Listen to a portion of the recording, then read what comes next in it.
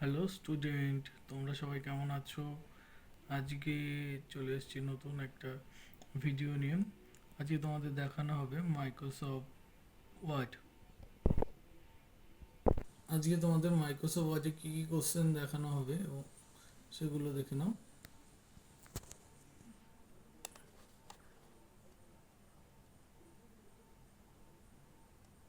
মোট 11টা কোশ্চেন দেখানো হবে।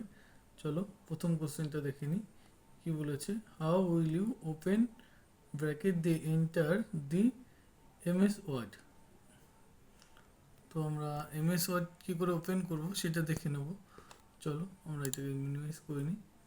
তো আমরা প্রথমে স্টার্ট মেনুতে ক্লিক করব। ক্লিক করার পরে অল প্রোগ্রামে ক্লিক করব। অল প্রোগ্রামের পরে মাইক্রোসফট অফিসে ক্লিক করব। এখান থেকে মাইক্রোসফট অফিস ওয়ার্ড বলে লেখা আছে এবং দেখো পাশে 2007 বলে লেখা আছে, ক্লিক করব। তাহলে এই যে আমাদের মাইক্রোসফট অফিস ওয়ার্ড ওপেন হয়ে গেছে। এটাকে আমরা বড় করে নিচ্ছি। আবার আরও একটা পদ্ধতিতে আমরা মাইক্রোসফট অফিস ওয়ার্ড আমরা ওপেন করতে পারি। সেটা হলো স্টার্টে গিয়ে এখানটাতে সার্চ প্রোগ্রাম অ্যান্ড ফাইল বলে লেখা আছে। এই অপশানটাতে এখানটাতে আমরা মাইক্রোসফট অফিস ওয়ার্ড টাইপ করতে পারি। তখন দেখবে এই জায়গাটা চলে এসছে মাইক্রোসফট অফিস ওয়ার্ড বলে লেখা। আর তা না হলে আরও একটা পদ্ধতি, আমরা কিবোর্ড থেকে তোমরা জানো যে রান বাটন ওপেন করতে হয়। কীভাবে রান বাটন ওপেন করতে হয়? উইন কি প্লাস আর। উইন কি কোনটাকে উইন কি বলে আগেও দেখিয়ে দিয়েছি, এবার দেখিয়ে দিই। এই যে উইন কি, এই উইন কিটাকে চাপ দিয়ে ধরে আরটাকে চাপ দিতে হবে। উইন কি প্লাস আর চাপ দিয়ে আমরা কি টাইপ করবো এখানটাতে? উইদাউট স্পেসে win word, WIN, win word, WORD। দেখেছো উইন ওয়ার্ড টাইপ করেছি। এবার আমরা এন্টারটাকে চাপ দেবো। দেখো ওপেন হয়ে গেছে মাইক্রোসফট ওয়ার্ড। এবার বোঝা গেছে। এবার দ্বিতীয় কোশ্চেনটা আমরা দেখে নিই, দেখিয়ে দিচ্ছি। এই টাইটেল বারের একদম শেষে যে ক্লোজ বাটনটা আছে সেই ক্লোজ বাটনে ক্লিক করব। তাহলে পরে আমরা বন্ধ করতে পারবো। দেখো এই অপশানটা কেন এসছে? এই অপশানটা এসছে কারণ আমি এখানে টাইপ করছিলাম, তার জন্য। বুঝতে পেরেছো? যদি কোনো কিছু টাইপ না করি তাহলে এই অপশানটা আসবে না। এই অপশানটায় দিয়েছে কি বলছে যে তুমি কি এই যে ফাইলটা আছে সেই ফাইলটাকে সেভ করতে চাও, তাহলে ইয়েস করো। আর যদি সেভ করতে না চাও তাহলে নো। আর যদি তুমি কোনো কিছুই করতে চাইছো না, সেভ এবং মানে ফাইলটাকে বন্ধ করতে চাইছো না, তাহলে ক্লোজ করে দাও। ঠিক আছে। আর একটা পদ্ধতিতে আমরা বন্ধ করতে পারবো, শর্টকাট পদ্ধতি। সেটা হচ্ছে alter plus F4। Alt keyboard থেকে এই যে অল্ট আছে, এই অল্ট প্লাস F4 যে বাটনটা আছে সেটাকে চাপ দেবো একসাথে এবং নো এন চাপ দেবো। দেখো বন্ধ হয়ে গেছে। বুঝতে পেরেছো? মাইক্রোসফট ওয়ার্ড আমরা আবার ওপেন করে নিই। 3 নম্বর কোশ্চেনটা কি আছে আমরা দেখে নিই। 3 নম্বর কোশ্চেন বলেছে how will you save any document. তো আমরা একটা কাজ করেছি, এই কাজটাকে আমরা কি করে সেভ করে রাখবো। হ্যাঁ, তো আমরা অফিস বাটনে ক্লিক করব। এবার এখান থেকে আমরা সেভে ক্লিক করব। বুঝতে পেরেছো? সেভে ক্লিক করার পরে এখানে ফাইল নেম এই অপশানটা আসবে, এই বক্সটা চলে আসবে, মেসেজ বক্সটা। এবার ফাইল নেম, তার আগে তোমরা কোন লোকেশনে সেভ করতে চাইছো সেটাকে, তোমরা যদি কোনো লোকেশনে সেভ করতে চাও তো তোমরা এখান থেকে লোকেশন চুজ করে নেবে। আমি এখান থেকে এই ডকুমেন্ট বলে লোকেশনটা আছে সেই লোকেশনে সেভ করছি, তার জন্য এটাকে সিলেক্ট করে নিয়েছি। এবার এখানে ফাইল নেম মানে যে নামে সেভ করতে চাইছি, আমি এখানে S3C 2025 লিখে সেভ করছি। দেখো আমাদের ফাইলটা সেভ হয়ে গেছে। ঠিক এই যে জায়গাটায় দেখতে পাচ্ছ নাম। ওকে। আর এটা শর্টকাট কি আছে? কন্ট্রোল চাপ দিয়ে এস চাপ দিতে হবে, কন্ট্রোল প্লাস এস। তারপরে কি কোশ্চেন আছে দেখো, বলেছে how will you enter a new document. এখানে সেভ করা পেজ, এই পেজটাতে সেভ করা। আমি আবার নতুন করে ডকুমেন্ট নেব, ব্ল্যাঙ্ক ডকুমেন্ট নেব এবং কি করে সে নেব সেটা দেখিয়ে দিচ্ছি। দেখো এই যে অফিস বাটনে ক্লিক করবে এবং এখান থেকে তোমার নিউতে ক্লিক করবে। এখান থেকে লেখা আছে ব্ল্যাঙ্ক ডকুমেন্ট, এটাকে সিলেক্ট করবে এবং ক্রিয়েট করবে। দেখো নতুন একটা ব্ল্যাঙ্ক ডকুমেন্ট চলে এসছে সামনে।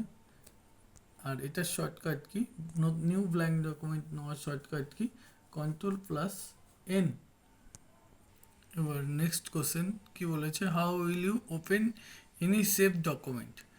তো আমরা যে ডকুমেন্টটাকে সেভ করেছিলাম সেই ডকুমেন্টটাকে ওপেন করব। ব্ল্যাঙ্ক পেজ রয়েছে, দেখো আমরা কি করে ফাইল, অফিস বাটন, এখান থেকে ওপেনে ক্লিক করব। এবার আমরা কোথায় সেভ করেছিলাম, কোন লোকেশনে, এখান থেকে ডকুমেন্ট, সেই লোকেশনটাকে চুজ করে নেব।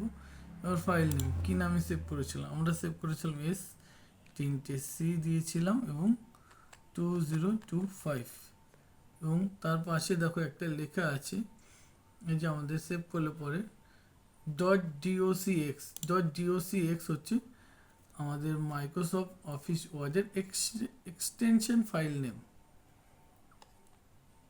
ওপেনে ক্লিক করব, দেখো আমাদের ওপেন হয়ে গেছে আমাদের সেই ফাইলটা, যে ফাইলটাকে আমরা সেভ করেছিলাম সেই ফাইলটা ওপেন হয়ে গেছে। নেক্সট কোশ্চেন কি আছে, আর ওপেন করার শর্টকাট কি হচ্ছে, কন্ট্রোল চাপ দিয়ে ও চাপ দিতে হবে, Ctrl+O। নেক্সট কোশ্চেনটা খুব interesting, how will you save a same document in different place or name.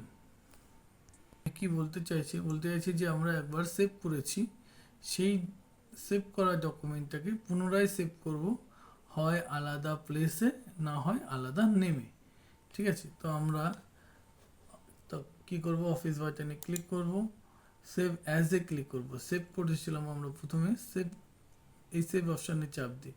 এবার যেহেতু সেভ করা আছে সেই ফাইলটাকে পুনরায় সেভ করতে চাইছি, তখন সেভ অ্যাজ এ চাপ দেবো। ঠিক আছে, সেভ অ্যাজ এ চাপ দেবো। সেভ অ্যাজ এ চাপ দিয়ে আমরা কি করব, হয় আমাদের লোকেশন চেঞ্জ করব, কিন্তু যদি আমরা সেম লোকেশনে থাকি তাহলে আমরা নামটাকে চেঞ্জ করে দেবো। দেখো এখানে 2025 ছিল, আমি 2026 লিখছি, একই ফাইলকে দুবার করে সেভ করছি।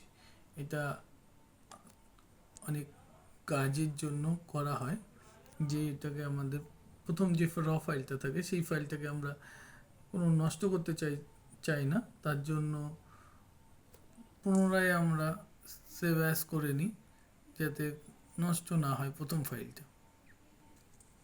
আরও সেভ অনেক কারণে আমরা সেভ অ্যাজ করি।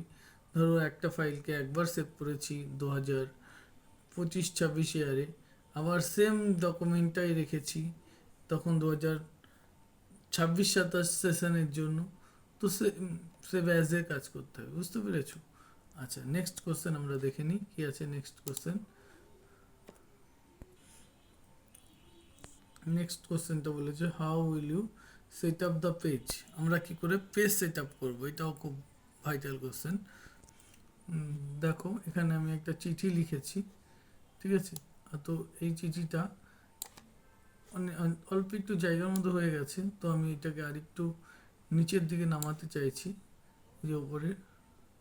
তার জন্য আমরা পেজ সেট আপ করবো কীভাবে, প্রথমে পেজ লেআউটে যাব, পেজ লেআউট থেকে আমরা মার্জিনে ক্লিক করব, এখান থেকে কাস্টম মার্জিনে ক্লিক করব।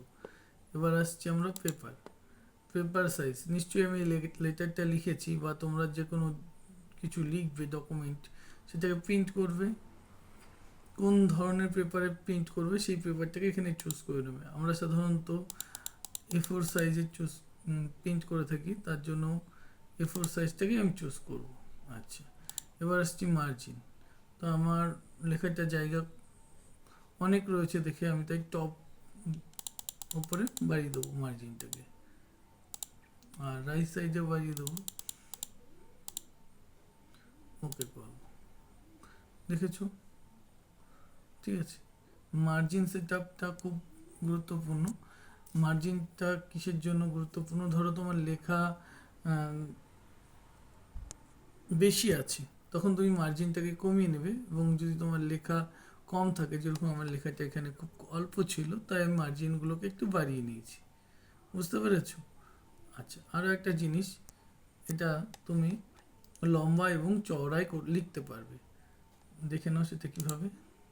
পেজ লেআউট, এখান থেকে মার্জিন, কাস্টম মার্জিন, আবার চলে যাচ্ছি, মার্জিনে গেছি, এখান থেকে দেখো পোর্ট্রেট আর ল্যান্ডস্কেপ আছে।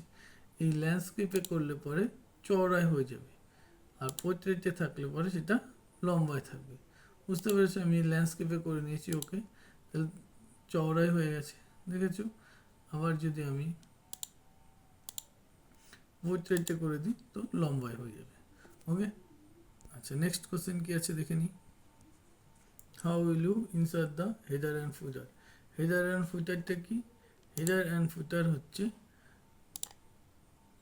আমাদের হেডিং, ওপরের হেডিং এবং নিচের হেডিং। আমরা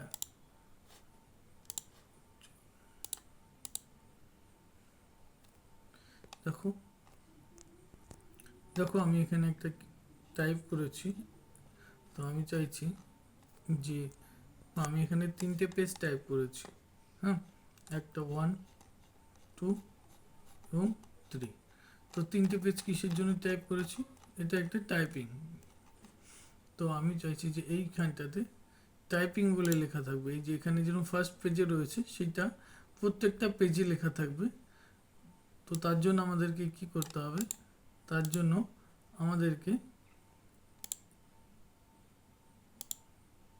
ইনসার্টে যেতে হবে, এখান থেকে হেডারে ক্লিক করতে হবে, এবং হেডার এখান থেকে স্টাইল, যে ধরনের স্টাইল আমি পছন্দ করব সেই ধরনের স্টাইল, যেহেতু আমি টাইটেল দিতে চাইছি তাই ক্লিক করছি এখানে। এবার মুছে দিই, এখানে মুছে দেওয়ার পরে আমি এখানে লিখব যে হেডার, মানে যে টাইটেলটা দিতে চাইছি বা যে হেডারটা করতে চাইছি সেটা আমি লিখে নেব। চলে এসেছি এখানে, দেখো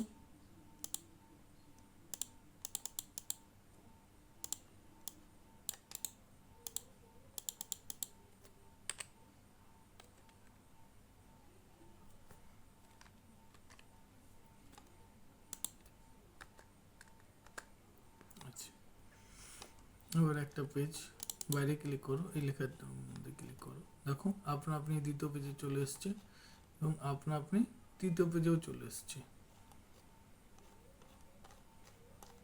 বুঝতে পেরেছো? এটা গেল হেডার। আর ফুটারটা কি? ফুটারটা হলো নিচের হেডিং, এইখানে হেডিং। আচ্ছা, ফুটার করতে গেলে ইনসার্ট, কিন্তু ফুটার সেম একই রকমভাবে যেই ধরনের ফুটারটাকে তোমার পছন্দ হবে সেই ফুটারটাকে চুজ করতে হবে, ক্লিক করতে হবে, ক্লিক করার পরে এখানটাতে চলে আসবে। ঠিক আছে, দেখো এখানে আমি ফুটারে কি লিখেছি, টোটাল ওয়ার্ড লিখেছি 426টা এবং স্টাইলটা নিয়েছি পেজ 1। ওকে, এবার একই রকমভাবে দেখো প্রত্যেকটা পেজে চলে এসছে। তো তোমরা ওইভাবে নিয়ে নেবে। আচ্ছা, আরও একটা জিনিস, ধরো লিখতে গিয়ে কোথাও স্পেলিং মিস্টেক হলো ফুটারে, বা তুমি টাইমটাকে যেখানে 10 মিনিট রয়েছে সেই টাইমটাকে আমি বাড়াতে চাইছি, 20 মিনিট করতে চাইছি, তাহলে এখানে কি করবে? আবার ইনসার্টে যাবে, ইনসার্ট থেকে যেহেতু এটা ফুটার তার জন্য ফুটারে ক্লিক করব। এবার ঠিক তার নিচে দেখো লেখা আছে এডিট, সরি এটা হেডার, এডিট হেডার, হেডারে ক্লিক করবে এবং টাইমটাকে চেঞ্জ করে দাও। ওকে, এবার বাইরে ক্লিক করো, এই লাইনের চলে এসছে। আচ্ছা, ঠিক সেম একই রকমভাবে ফুটার করবে, ফুটার, এডিট ফুটার, তুমি এখানটাতে কিছু কারেকশান করার প্রয়োজন পড়লে কারেকশান করে দাও। ঠিক আছে, ওকে, দেখো এখানে একটা লাইন মতো রয়েছে, ঠিক লাইনের ওপরে ক্লিক করবে, চলে এসছে আমাদের কারেকশান হয়ে, সবগুলো সমস্ত পেজে কারেকশান হয়ে গেছে, দেখো।